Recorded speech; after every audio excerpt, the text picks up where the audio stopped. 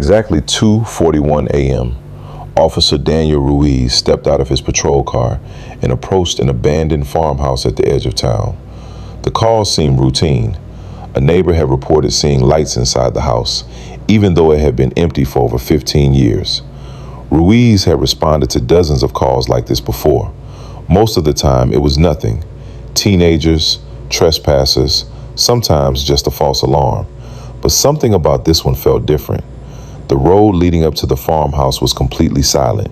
No traffic, no wind, no movement. Just the sound of gravel crunching under his boots as he stepped out of the vehicle. His body camera activated automatically, recording everything, or at least that's what it was supposed to do. Ruiz looked up at the house. It stood in the distance, dark and still, windows broken, paint peeling, a structure that should have been lifeless. But then he saw it, a faint flicker of light inside one of the upstairs windows. It disappeared just as quickly as it appeared. Ruiz paused, staring, waiting. The light returned, flickering, like something moving inside. He reached for his radio. "Dispatch, I'm on scene." Static answered back at first, then a voice, faint and distant. "Copy that, Unit 12. Ruiz stepped forward. Each step toward the house felt heavier than the last. The air had changed. It wasn't just quiet anymore. It felt thick, like the kind of silence that presses against your ears. He reached the front porch. The wood creaked beneath his weight. His flashlight cut through the darkness ahead of him.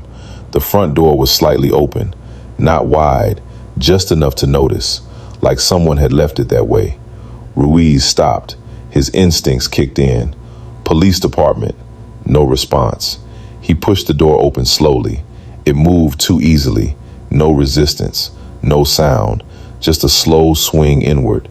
The beam of his flashlight revealed a narrow hallway, dust floating in the air, walls cracked and peeling, furniture scattered like it had been left behind in a hurry. Ruiz stepped inside. Behind him, the front door creaked the rest of the way open. He turned quickly. Nothing, just darkness outside. When he turned back toward the hallway, the silence inside the house felt different, heavier, like he wasn't alone anymore. Ruiz moved forward carefully. His boots echoed against the floorboards, too loud, too hollow. Then he heard it, a sound, faint, almost too quiet to notice. Tap, tap, tap. Ruiz stopped, listening.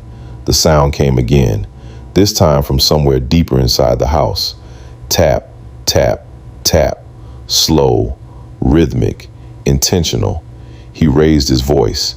"If someone's in here, make yourself known." No answer, but the tapping didn't stop. It just moved from one room to another, as if something inside the house was shifting its position, watching him, waiting.